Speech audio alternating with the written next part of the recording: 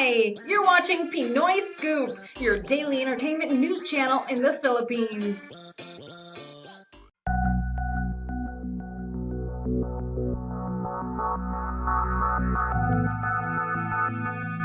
Action mo dito. Oo. Balitaan ko lang pero hindi galing kay Melay saka si Jason. Nung nalaman ko, syempre tumawag ko na kay Jason. Hindi pa ako nakausap kasi yung cellphone niya naka-off eh. So, text ko muna pero syempre sobrang malungkot na balita para sa lahat, para sa akin.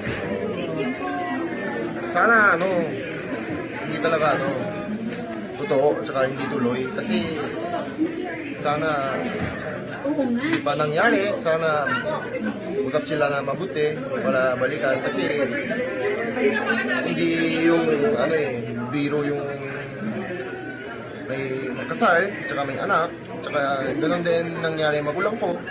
So sana makausap ko si Jason o Melay, so sana ayos na para kasi may anak naman sila, tsaka happy naman sila bawat isa-isa.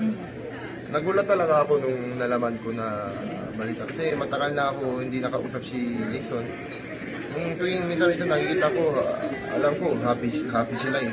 So, Kailan yung huli kayong nakita ni Jason? nung kumain kami sa isang Korean restaurant, wala naman siya kahit sa akin tukol ganun eh.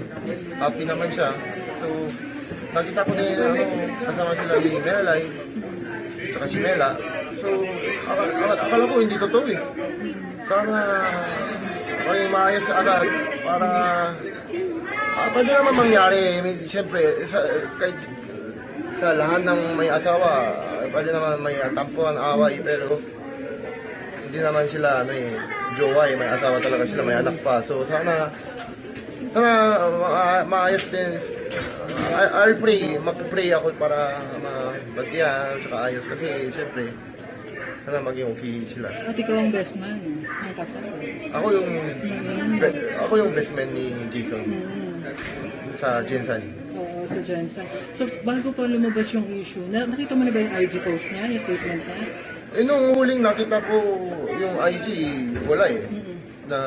Tsaka wala ako, nagulat din talaga ako kasi hindi kami nakausap na matagal. So, parang Pero bago pa ba doon, may nasasabi na si Jason na may problema na? hindi, never. Kahit isang salita, wala eh. Alam ko, happy siya. Alam ko, nag-iipon sila para may bahay sa Jensen o Mindoro. Pero ako, number one fan ako, Melason. Sa kanila ako lumalaki eh. Parang kapatid ko talaga eh. So, sana hindi totoo yung mangyari. O pag may tampuan man, sana maayos sa agad para happy sila.